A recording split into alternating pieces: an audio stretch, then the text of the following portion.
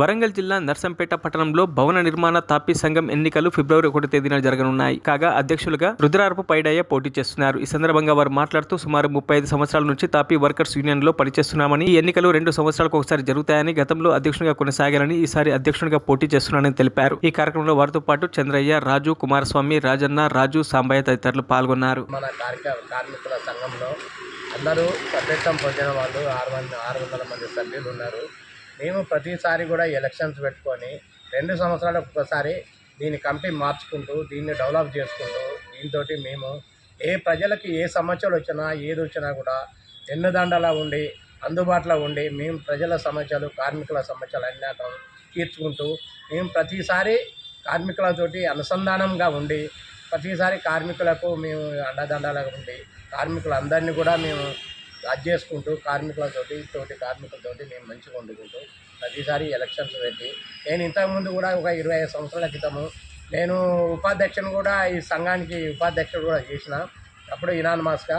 ఇప్పుడు తర్వాత ఏమైందంటే మొన్న ఎలక్షన్ కూడా పెడితే ఎలక్షన్లకు కూడా నేను మొన్న ఒకటోసారి గెలిచి కూడా నేను నా సాయశక్తుల నేను వర్కులు చేసిన సంఘానికి సేవ చేసిన సంఘ పరిధిలో ఉన్న ప్రతి ఒక్క పనిని కూడా నేను అది చేసుకొని నేను చేసిన.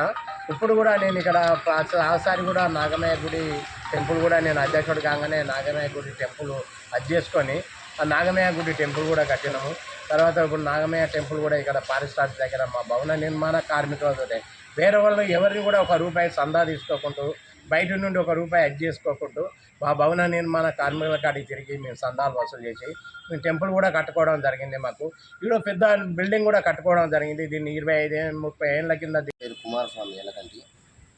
నాతోటి కార్మికులకు, నాతోటి మిత్రులకు, నాతోటి పెద్ద మేస్త్రులకు చిన్న గమనిక, ఈసారి ఉత్కంఠంగా జరిగే ఈ ఎన్నికల్లో రుద్రారపు పైడయ్య గారి పార గుర్తుకు మీ అమూల్యమైన ఓటు వేసి గెలిపించగలరు. అలాగే ప్రతి ఒక్క సభ్యుడు ఓటును వినియోగించుకోవాలి. మరియు పైడన్న కష్ట సుఖాలకు మన అందరికీ అందుబాటులో ఉంటాడని నేను ఆశిస్తున్నా. అలాగే ఉండాలని కోరుకుంటూ ఈ ఎన్నికను కొనసాగిద్దాం. నా పేరు కందికొండ రాజు. మన పైడన్నను ఈసారి పార గుర్తుకు ఓటేసి గెలిపించకపోతున్నాము. మనకు అన్ని విధాలుగా సహాయం చేస్తాడు. ప్రజలందరికీ అండుతుండలా ఉంటాడు పైడన్న. మనకి ఏ కష్టం వచ్చినా మనతోనే మన కష్టాలు తీర్చడానికి పైడన్న ఉన్నాడు. అధిక మెజారిటీతో పైడన్నను గెలిపేందుగా కోరుతున్నాము. మరిన్ని అప్డేట్స్ కోసం మా ఛానల్ని సబ్స్క్రైబ్ చేయండి.